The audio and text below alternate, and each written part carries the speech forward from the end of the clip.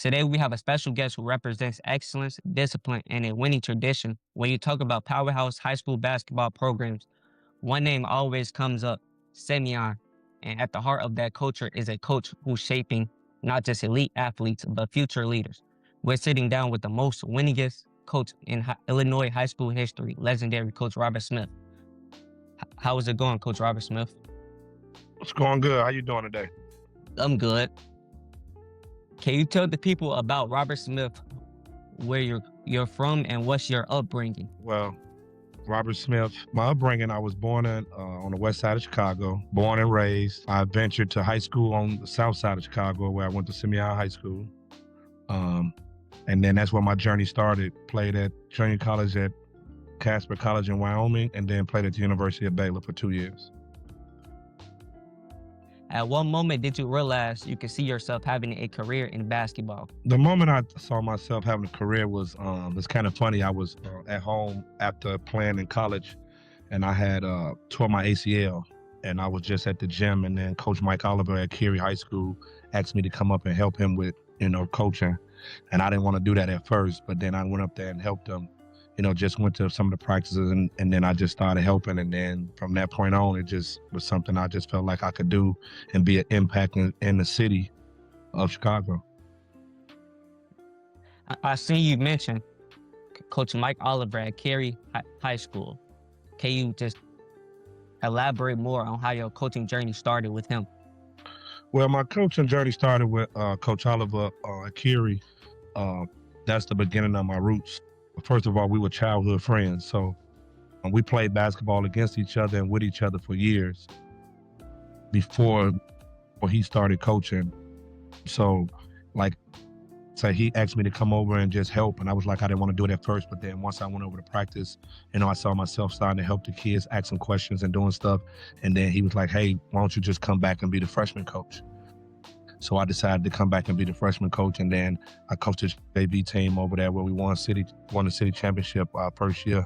Actually, we went 35-0, and then that kind of started my full coaching career with Coach Oliver, and then I moved on to Simeon High School after that. Okay. Can you walk me through your undefeated season team with Cary JV team? Well, my undefeated season team with Cary was great. It was my first year as being the JV coach and kind of like being on your own. I had an assistant coach, but now it was my program. And it was a great journey for us. We wasn't very big. We had a couple freshmen that were kind of tall. Everybody else were kind of small guards. But we played a certain type of way where we played tough and we shared the basketball and we shot the three. I think we was kind of one of the first schools that started to shoot the three ball before anybody else started to shoot it like we did. That was our makeup. Was to make threes and guard and press. So that was the makeup. That was big for us. And we had Donnie Morgan, who could really shoot the ball really well. We had Eric Dunn, who was a great point guard and facilitator. We had Jerome Smith, who also could shoot the ball. We had a good group of guys. We really did. We had Dwayne Reeves, who was a guy who can get to the basket and finish and could also shoot the three, but he wasn't a great three-point shooter. He was more of a scrappy guy who got to the basket and finished, and a streaky kind of shooter. So we played 10 people, and they all liked each other, and they all played together, and they all played for each other. So, to win the city championship was really good, but to do it at 35-0, it had only been one other team, Westerhouse, who had did that. You coached my pops, Donnie Morgan. How was it like coaching him as a player and a person standpoint? Well, it was great coaching Donnie. He was trying to learn the game, and by me being my first year really coaching at that level, we kind of grew together in that aspect. And he wanted to be really good. So he was like a sponge. Whatever I talked about or whatever I was trying to teach him, he was willing to learn it. He put extra work in to be really good. We had a really good bond with each other. He knew what I wanted as the coach.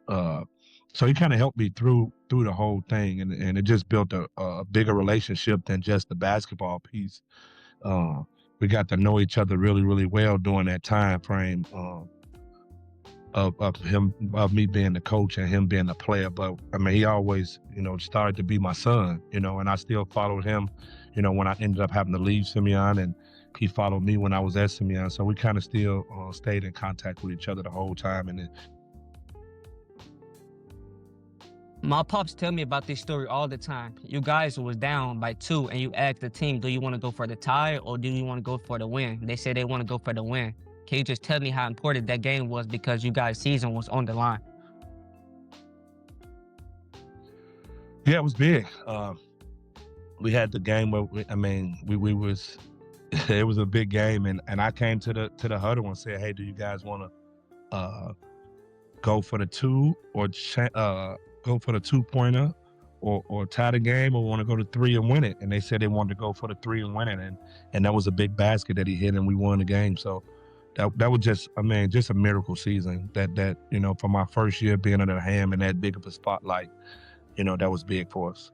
Yeah, that's amazing. That was an amazing season. How was it like going against Simeon in the championship on a live broadcast because they don't televise the JV games on TV? It was a little uncomfortable at first, but my job was to win the game. By me being at Simeon pretty much my whole life, and being a player at Simeon, and my former coaches still coaching the team. It wasn't at the beginning it wasn't as easy as it may have seemed, but once the game got going, it was me versus them at that time, and my objective was to win. So those guys did a tremendous job of following the game plan because they was a really, really big team. They had some 6'7", 6'8" guys, and we only had one person that probably was 6'5" at the time. But we took it to them, and we really played over, the way we can really play, and we showcased Curie basketball at that time. I know you went to Simeon. Was it a lot of people talking trash before the game? No, not really. Just saying, you you need to come home, and how does it feel being over there? But it was all love. It wasn't nothing that was bad. It was all love. We just, we competitors. So that game actually got me this job that I have now at Simeon, pretty much. Mhm. My dad, he always mentioned how he was a great shooter. Was he a shooter like he say he was, like a real phenomenal shooter? Yeah, you couldn't leave him open. That was his thing, and he stuck to what he could do. And his ball handling was pretty good, but shooting was his thing. If he was open, you can almost count it. Walk me through how you got the opportunity to coach for Simeon. Well, after the game that we beat them in the city championship, my former coach, Coach Mike Washington, was retiring. I happened to just come up to the school to see Coach Hambrick and Coach Mike because I spent a lot of time there. And Coach Mike had pulled me in the office and said, "Hey, I'm thinking about retiring. What do you think about coming over to coach and help Coach Hambrick?" I said, "It's a no-brainer. If the opportunity presents itself, then I really would want to do it." So we went down to the office and talked to Coach Hambrick, and he was like, "Yeah, this is, we talked about it already, and it would be a good thing if you came over and helped. And in a couple of years, I'll be leaving, and possibly you could take over here when I retire." So it was great. But one thing he did do, and it was very important, I'm really happy that he did it, is I was like 6 hours from getting my degree. I had been out of school maybe 3 or 4 years already, and he had said that the only way that I would be able to come and help us after when I finished and got my college degree. So I called my coach, my last coach that I played for at NAIA, and told him I needed to come back to school. And he said it was a no-brainer. They brought me back in. I had to take a full load, but they gave me a scholarship to come back and finish up my degree. But I really thanked him for that, to be able to position myself now for other opportunities because I do have my degree, and that's real, real important when you're doing those type of things. It's definitely real important to go back and get your degree. When you hear the name Bob Hambrick, what does that mean to you? Can you talk about your relationship with him? Well, Coach Hambrick was like my father. I tell people all the time when I first got here, coming from the West Side and a single parent home, and my father not being around, I didn't understand what Coach Hambrick was trying to do for none of us. I just thought he was this mean man, just being mean. But he was helping us become the B men. And I didn't know that at first. And then as I got older and started talking to him and, stuff that I had to go through in college and being on time and being respectful and doing all those type of things, it all came from him, uh, from his leadership. So being under him was great. And then to be able to learn the basketball piece from him as well, just took me to a whole nother level in the game of being successful. And that's all he wanted to do. He probably could have won more championships, but he had a disciplinary mentality that, hey, either you're gonna do it this way or you're not gonna play, or you can't be on my team. And we had some really good guys here at Simeon that probably could have been on the team. Some of the guys who was walking the hall were better than guys that was on the team, but they just couldn't handle Coach Hambrick's discipline, so they couldn't be able to play. What did Simeon mean to you before you became a head coach? Well, it molded me into a man.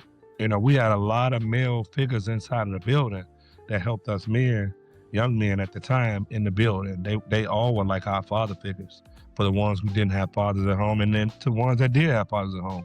They just molded us into men. So this place, this school is a big part of my life and a big part of who I am today. And that's why I'm still here now, even though I'm not coaching. I'm still here giving out that same mentorship and being a father figure to some of the students, some of the players, just people in the building, just to keep that same thing going. That's good. How you say you being a father figure to the players or the people at Simeon, because a lot of people may not have their fathers. So that's definitely good. Was your coaching style the same as Hambrick? Can you elaborate the different styles and different techniques? My coaching staff was similar to Coach Hambrick, but I gave the guys a little bit more freedom. Basketball changed, and as you coach, you have to change with the game. So that was one of the things that I was open with. Coach Hambrick wasn't really open with changing with the game. He was like, "It's my way or the highway." That was his motto. So, and it worked for him. It did. But I had to change some stuff. I had to give kids a little bit more freedom. Coach Hambrick did not let freshmen play on varsity when he was here. I thought that if Derek had played on varsity when he was a freshman, we probably had won the state championship. But Coach Hambrick didn't allow the freshmen to play on varsity. I thought that when I got here, a kid like Jabari Parker playing on JV, I thought that would have been kind of like a waste of his time. So he was one of the first people. He was the first person that I'd had play on varsity as a freshman. So I think that was big for us. But some of the stuff is just basketball, and you just kind of tweak it here, tweak it there, to make your own style. But for the most part, it all goes back to what he taught me and what I learned from him. Is how Simeon basketball was built on. What were the biggest challenges stepping into such a historic program? Well, it was huge. You get the naysayers of saying, "Hey, you're not Coach Hambrick, or you'll never be like Coach Hambrick," and that's, it's going to be hard to fill Coach Hambrick's shoes and things like that. But I never let that bother me because Coach Hambrick was on my side. When I first started, he was still there. He was still going through stuff with me and still helping me. So that helped.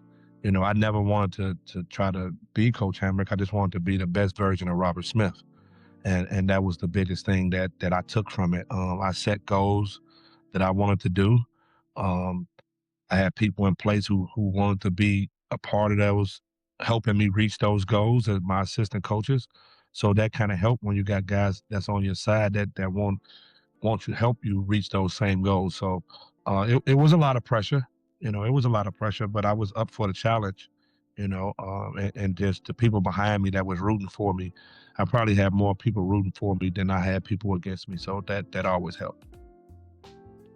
What's one thing people misunderstand about coaching high school basketball at an elite level? How much hard work and dedication. It's you have different egos, especially when you get so much talent. You got to manage all those egos, and not just the player egos, the parents' egos, the friends' egos, the uncles, the student body egos. You got to manage those egos, and that's not the easiest thing to do. You go and look, and you have a Tim Flowers and Derrick Rose on the same team. You got to manage those two different egos. Then you come back and you have a Kendrick Nunn and a Jabari Parker on the same team, and you got to manage those egos.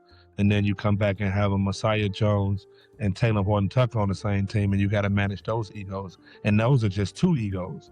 On all those teams, we had 7 or 8 guys who were Division I guys, and you got to manage those egos, and you got to give everybody a role where they're gonna fit into, and you got to make sure the parents are okay with the roles, or make sure the parents understand why you have them doing whatever they're doing, and how successful we can be. So with everybody fitting into their roles and understanding those roles and being, just wanting to win, it all managed itself out. But it's not the easiest task in the world to have an elite program and stay on top and keep everybody happy. Was there any team or multiple teams in the CPS league that you enjoyed playing against, and why? I always enjoyed playing against Kerry, just because me and Coach Oliver was really good friends, and my ties to Kerry. It's like I never lost in that game. Neither one of us never lost. I'm sure they want to beat us just like we want to beat them, and they probably want to beat us even more because of the name of Simeon at the time. I mean, Curie has built the program and built the powerhouse themselves now, so it's kind of equal. But just the enjoyment and just competing against those guys, Coach Larry, Coach Wallace was a good friend of mine too. We all, grew up together playing basketball, and I was on that staff with them, like I said. But just that game was intense. It was almost like a neighborhood game, just because we all grew up in the same neighborhood. And then, of course, the Morgan Park game with Nick Irvin, just competing against him. He's a great coach. I don't think people ever gave him enough credit on how much he can coach and how well he can coach. Had a lot of antics and said a lot of stuff, but he can really, really coach. He really knew what he was doing, and he got the best out of his guys. He may not have had all the talent, but he got the best out of every single one of his guys. So those were 2 games that I loved to go up against, 2 guys and 2 programs that I love to go up against all the time. Yeah, I could say them Simeon and Kerry versus Kerry games was definitely legendary as far as your history, both the coaches, Coach Wallace and Coach Oliver. And then also Nick Irvin with Morgan Park. He also have amazing teams at Morgan Park. How did you adjust your system based on talent you have each year? Well, each year you got to change it with the team. I mean, the good thing about us is we kind of keep a good nucleus of guys together for 3 or 4 years, so it's like we didn't have to do too much changing. But when you graduate those seniors and you bring in a new group, you got to figure out how to adjust, because now you may not have guys who play in the post that well, so you may have to do different things on the perimeter. So you have to adjust with the team, and you got to see who you have and the personnel and what works for them. So that gap of June when we building the team and we were able to play in June with the team, that's kind of when we figure out, hey, this is our identity. This is how we're going to play. So this is what we need to work on. This is what we need to emphasize the most in practice, So those were the things that month of June is when we kind of identified what that team was going to look like for the next year. Of course, you get transfers, but you still have to make sure you understand what the team is going to be and what that identity is going to be, so everybody can know, and then you can all be on the same page from the very start, from the very beginning. How do you prepare your team for high pressure games and big moments? Because as Chicago Public League is one of the toughest leagues in America.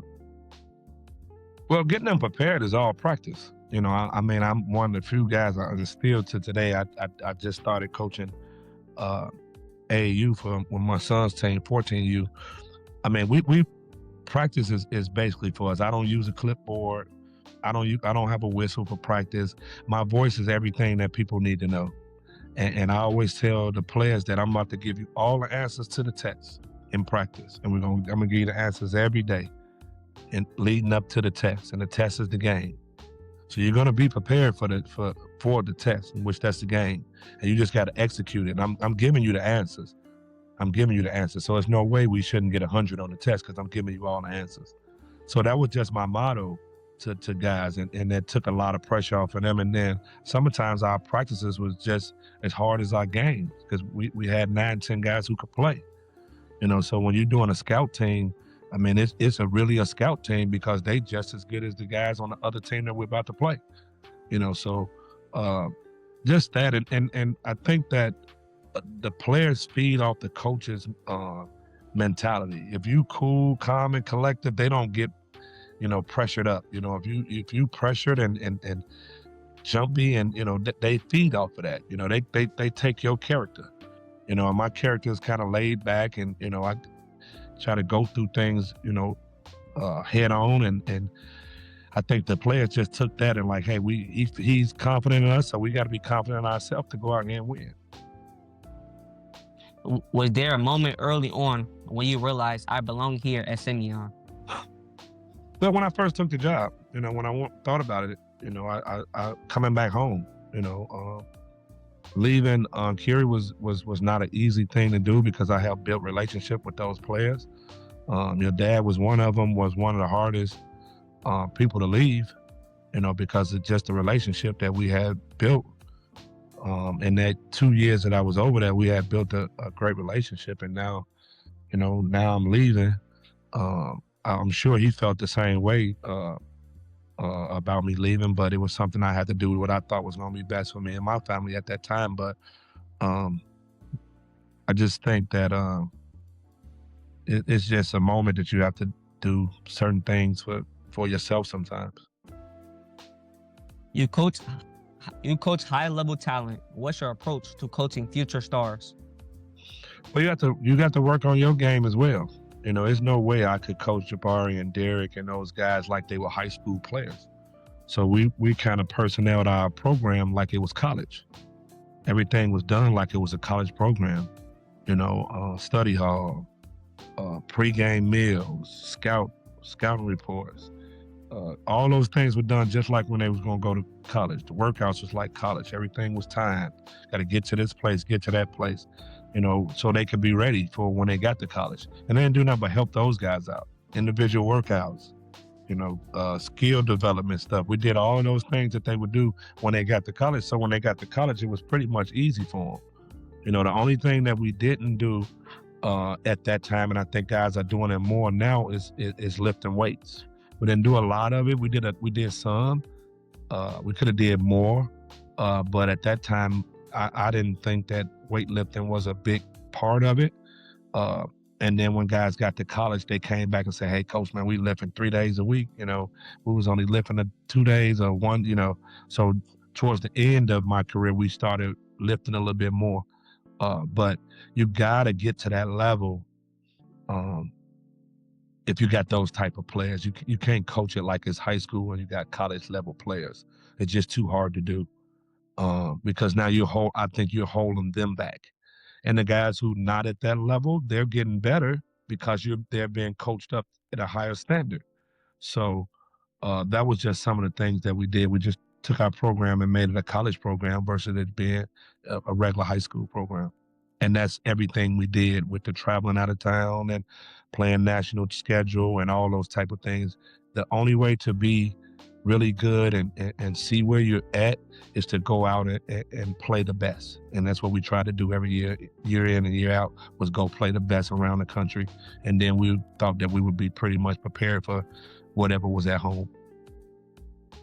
You coach a lot of top players. How do you keep top players humble and focused on the team? Well, the most important thing with that is keeping them humble and focused on the team, is that those guys want to win. The ones that I had, they was all about winning. They didn't care nothing about no write-ups and rankings and all. They just wanted to win. And they wanted to represent Simeon, they wanted to represent Chicago, and they wanted to represent Illinois basketball to the fullest. And when your leaders are those type of guys, then it makes it so much easier, when you got those type of guys as leaders. And also, you got to treat everybody the same. From the first man to the 12th man, everybody got to be treated the same. Nobody could be treated different. You don't want nobody to say, "Oh, you showing favoritism to him," because everybody's treated the same. And that was something that I told the coaching staff, "Hey, I don't care who it is. Everybody has to be treated the same. Individual workout for Derek, individual workout for this young man. Everybody has to be treated the same. Everybody has to go through the same stuff." And then you get more out of it because they feel like they're a part of it.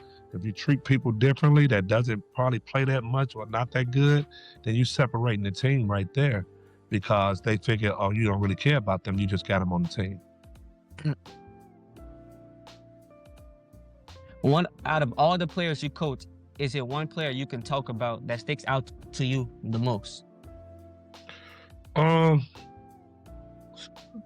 kind of tough. I spent a lot of time with Jabari and Taylor. They were in my office a lot.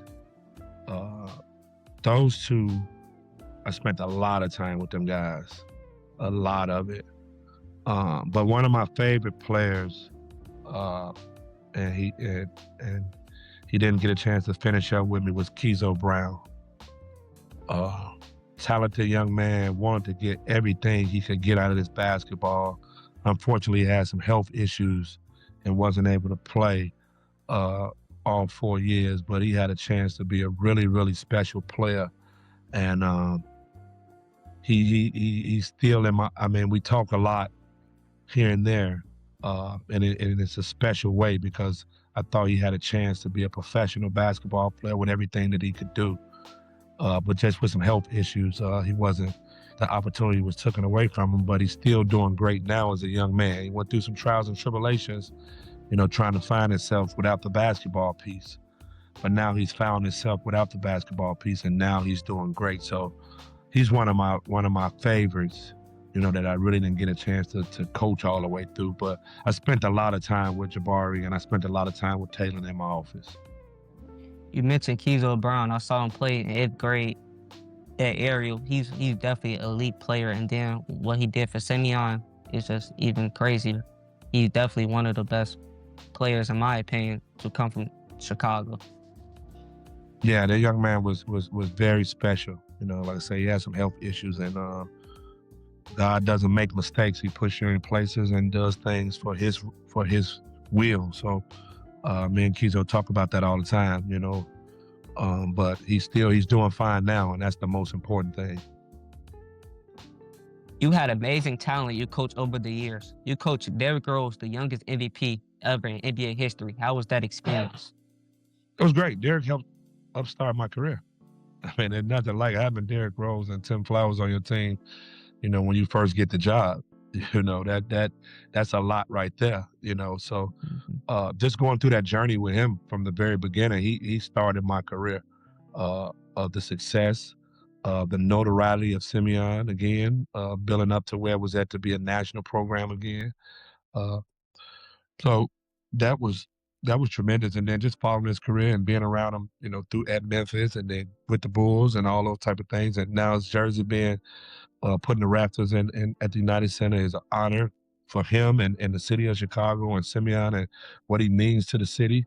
Uh, Different individual, very, very, very, very quiet, humble young man. Very, very quiet and humble. He was always humble. I think people didn't even know who he was in the building until his junior year. Going into his senior year, that's how humble and out of the way he was. He just was here to play basketball, go to school, win some games, and try to get his mom out of the situation that they were in. Do you have a favorite Derrick Rose memory? Oh yeah, definitely. I was just telling some young kids about this the other day. It was a senior year. There's a bunch of them, but this one always sticks. Senior year, we're going over to we're playing in Peoria for the state championship. And you have to walk over to the arena. So we're walking over to the arena, me, him, Derrick, and Coach Hamlin. We're walking over to the arena, and he tells us, "Man, I'm going to show everybody in the country I'm the best point guard in the country." And I'm like, "Whoa!" He don't really talk like that too much, So we get in. And I said, "Man, Derrick going to shoot all the balls tonight. He's going to show people." Derrick took 5 shots in the game. He was the best player on the floor with taking 5 shots in the game. He just passed. He got everybody open. He got everybody wide open shots. Tim Flowers ended up breaking the record for most points in the game with like 35, 37. And he just was out there having so much fun.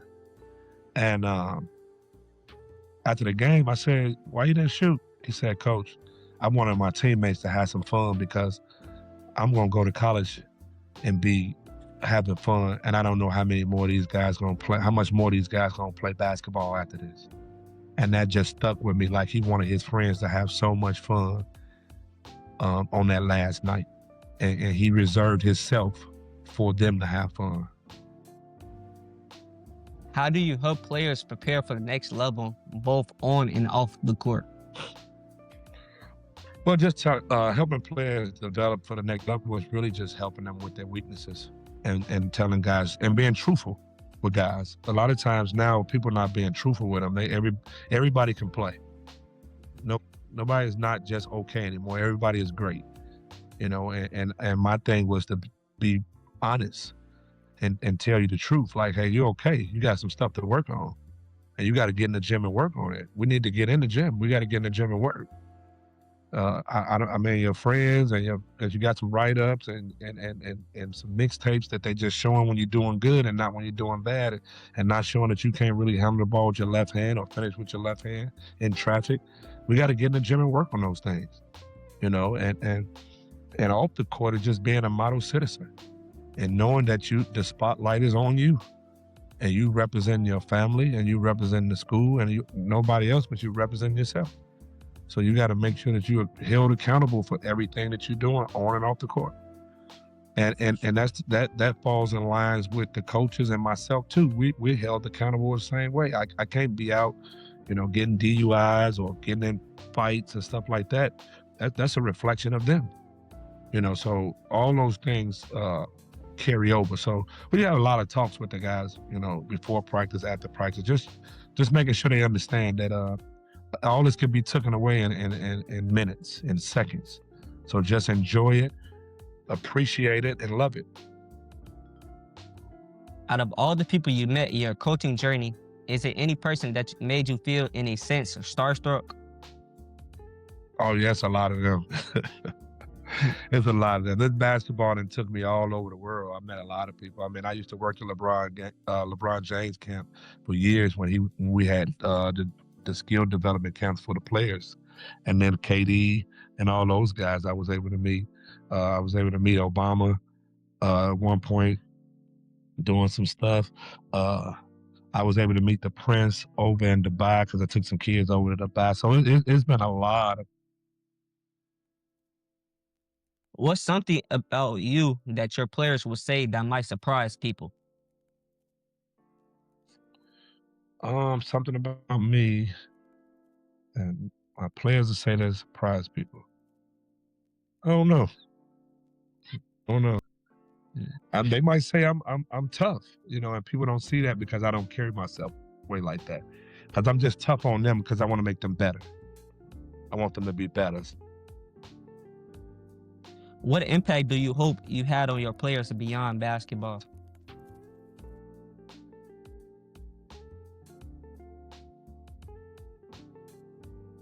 It wasn't a travel.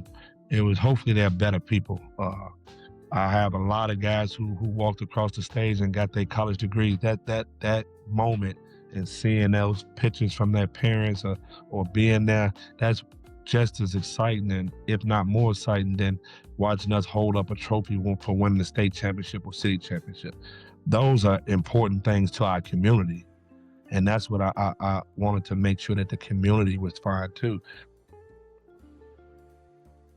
You have 8 city championships and 6 state championships. Just talk about one of the championships that maybe you enjoyed the most, or one you had to extremely work hard for. Well, I had to work hard for all of them. None of them was easy. I had to work hard for all of them. But the one that really stands out the most was the one when Kizo came back. He was out, he came back that year, and we ended up beating Morgan Park in the city championship, and he played really, really well. And that was the one for me was more gratifying than a lot of them, that one, because just to see him go through what he had went through the year before, and then for him to come back and us to be able to win and him to be a big part of us winning, that was big. Let's switch gears for a second and talk about fatherhood. How does it feel to have your son and your daughter playing the game of basketball? Well, it feels good. All the time and energy and nights and weekends I spent with other people's kids, helping them be successful. Now to be able to pour that into my own, it's gratifying. It's great to go watch them play, sit back as a father and just enjoy them and just to know how much hard work they put into this and how much hard work they're putting into it to be really good. So it's really great to be on the other side of just being able to be a parent and just watch. Are you a strict father or you just let them play their game? For the most part, I just let them play their game. You know, we do have sessions where we need to talk about certain things.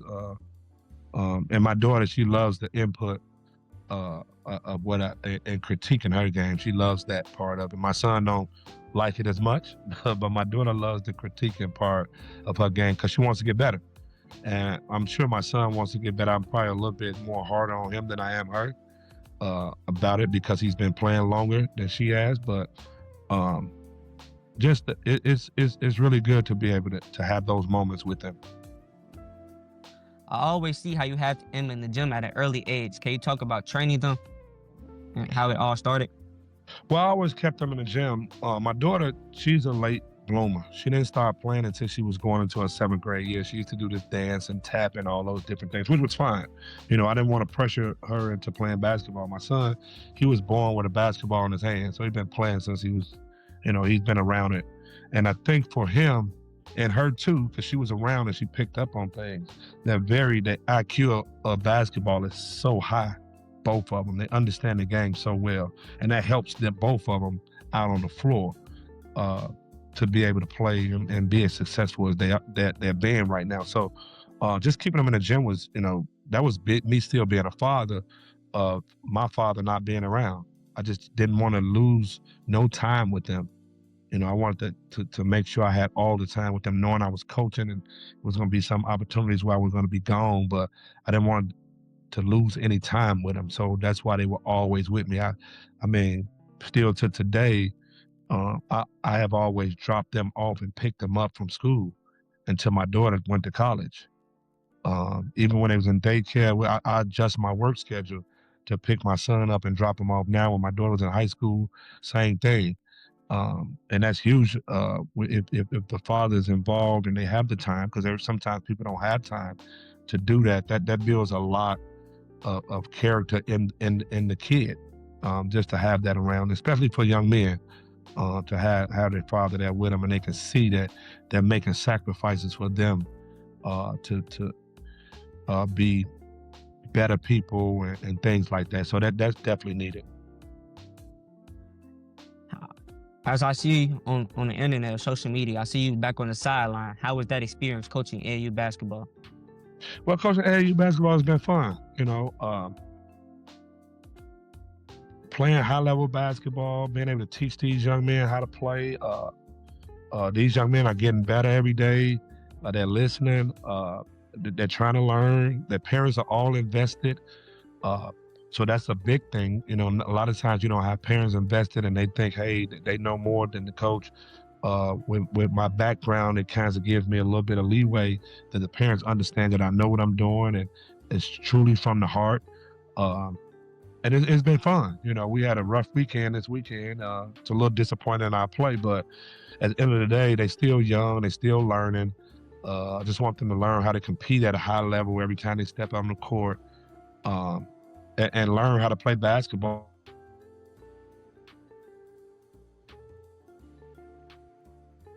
I recently seen some people talking about AAU in a negative light. What do you think about AAU basketball? Well, it's a catch-22. The age part of it, where people reclassing us. That is what it is. I had a bad part of it at one point. And videos, you're gonna play against 17-year-olds. You might play against 19-year-olds as a freshman.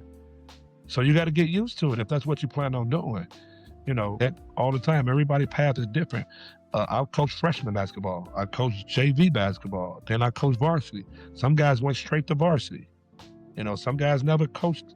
I coach elementary basketball as well. So I went through every step. Some guys didn't have to take those steps. So you don't have to, that don't mean that you can't be successful because you have to go through all the steps or somebody's older than you. So I think that's one of the biggest knocks that's getting is the age part of it.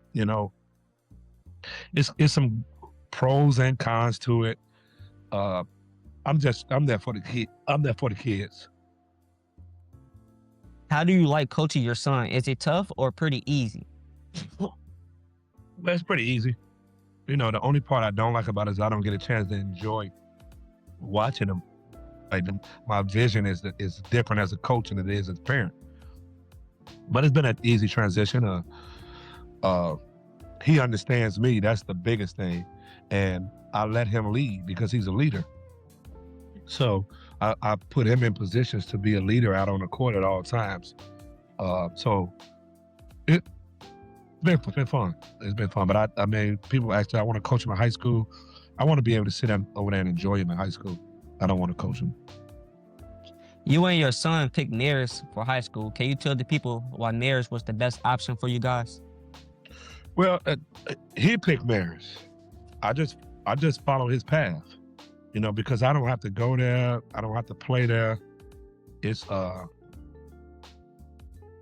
it's where he wanted to go. He had some other options. He took those options in consideration, and when it came down to it, he felt like Marist was the best choice for him.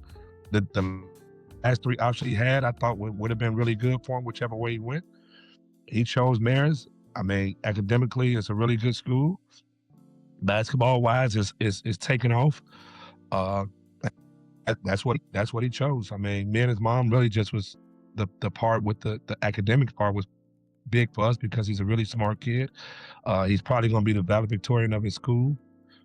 So the education part was big on us, and I know and his mom know that at one point the basketball is going to stop, and he's going to have to be, have everything he needs to do to follow back up on. So that was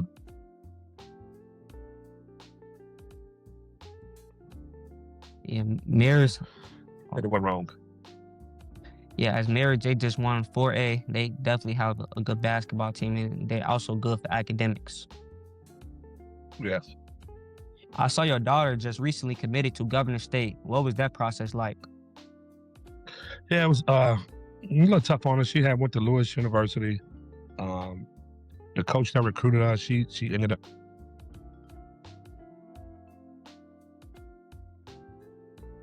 She liked the coach and went to. She just said she needed a new start. So we had a couple offers out there looking, and when we went to visit Governor State, it just looked like a good fit for her to be able to go play. Good academic institution as well, because she was the valedictorian in our school, so she's really big on academics in her part because she understands that, after college basketball might stop for her, so she has to have something in place to be successful. So, but it was a good pick for her. I think it's a good choice, and it's still close to home. I could get to her games and see her play. She has a bigger role, like she may have a bigger role at Governor State. So we're looking forward to it. What advice would you give young coaches trying to build something special? Be a sponge. Young coaches got to be a sponge. Gotta ask questions. Gotta find a mentor who has been successful, or it don't have to be one mentor. It could be two or three different mentors. Don't be afraid to ask questions. A lot of guys are afraid to ask questions. Coach Redman, who coached at Robeson, who passed away. Coach Cox, who coached at King, passed away. So I took those guys as my mentor. Coach Stanton, who coached over at Whitney Young. And then, of course, Coach Hambrick. Coach Cox, I took, he had a whole lot of talent all those years. How did you manage it? How did you deal with the parents? I took that part from him. Coach Redman, his X's and O's, he didn't have a lot of talent, but he got guys to buy into what he was doing. And they ran their offense to a T. So I went and talked to him, how do you get the guys to run the offense like this? And, can you help me with some plays that he helped me with? Just different things like that. Coach Stanton, he was really a disciplinarian on the court as well. And he did a lot of stuff with post guys and things like that. And then Coach Hambrick just with his disciplinarian and his running his sets. And I just asked questions, Vince Carter, who I was coaching with, I asked him questions about certain things, the rules of the game, the stuff with the IHSA and all those different things. I just learned from different people. And I think now, because they have too much pride to ask questions. You can't learn if you're not asking. Just looking at some videos and stuff is fine, but you got to ask some questions from some people who have been through it. So that's my biggest advice is ask questions, be strong on what you're trying to do, and stay hard on what you're trying to do and what you're trying to build. Yeah, you definitely got to ask questions. There's no such thing as a bad question. Correct. And I think that's part of the game that we're lacking right now here in Chicago is the coaching part of it has to get better with that part of it. And I think, Bill, and I think they say, well, you guys, I'm not going to reach out to you to help you when you should be reaching out to me to get the help. Because I don't know you need the help unless you ask. Out of all of your legendary players you coach, who do you think had the best work ethic? Oh, Derrick Rose by far. It wasn't even close, Derrick. And Jabari was really good too because Jabari would get up and work out at 5:30, and then he would have to go to church in the morning because he would have to go to church in the morning, and then he would come to school. So Derrick was a gym rat. Is there any high school games that you coached that stands out above the rest? Two of them. Oak Hill here in Chicago, played on ESPN. The first game ever played on regular ESPN. All the other games was on ESPN2 or ESPN Plus. That was the first high school game that was played on regular ESPN. Oak Hill was #1 in the country. We was like number 9 or 10 in the country. We ended up beating them here in Chicago. And Derrick had like 27. They had Brandon Jennings, Nolan Smith. They had like 6 high major Division I players. We had Derrick going to Memphis. They had Brandon Jennings, Nolan Smith. They had a couple guys. They had 6 guys who went high major Division I that year, and we beat them here in Chicago. They was #1 in the country. We was like 8 or 9 at the time, and we ended up beating them. And then the other game would have been Taylor Horton Tucker's senior year. We played Memphis East. And in Memphis, and Penny Hardaway was the coach, and they were like number 5 in the country. We had just cracked the top 25 at that time, and we beat them in Memphis, which was huge. It was 3,000 people in the gym watching. Explain how you felt when you heard the news they was putting your name in the Hall of Fame as one of the best coaches in Illinois. I mean, it was an honor. Some of the stuff that I achieved, I didn't even realize it until after I retired, and then to be able to be put in the Hall of Fame with some of the great high school coaches, it just shows that everybody was watching as well, and all the hard work. So it was something special. When you go back to watch these basketball events, how do you think basketball changed over time from when you first started coaching until now? That's changed a lot. It's a lot more up and down, a whole lot of 3-point shooting. It's changed a lot. The game has changed, and we got to evolve with the change. And I'm still a part of the game. I'm still a student of the game now. I watch basketball all the time. I'm still learning different things. I never want to be away from the game. I want to always be a part of the game. So if God puts me back on the sidelines, I'm abreast of what's going on. And I don't have to go thinking about the old ways and doing stuff the old way. And some of the old stuff I will still implement, but just being able to know the terminology and things that need to be happening, is good. So the direction is going in. Some people don't like that they're just shooting threes, but that's the direction we're going in. So, hey, you got to be able to do it. You got to get people who can make them. Think back on your high school coaching career. Do you ever miss it?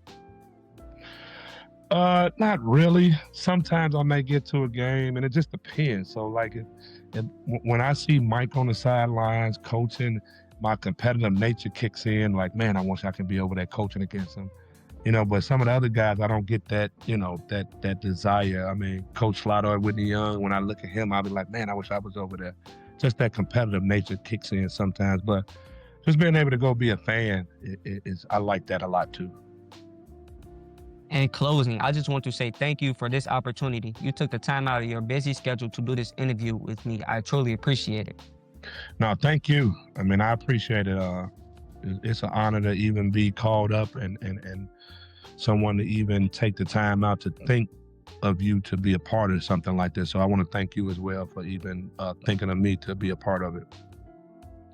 Big shout out to Coach Robert Smith for giving us real insight into what it takes to build a championship culture and impact lives beyond basketball. It's bigger than wins and losses. It's about legacy, leadership, and leaving a mark on every player that comes through that program. Make sure you all stay locked in with Beyond the Buzzer for more stories from the game you love, told by the people who live it every day. I'm your host, and until next time, stay focused, stay driven, and always go beyond the buzzer. Much success to you and your family, Coach Rob. I appreciate it again. All right, thank you.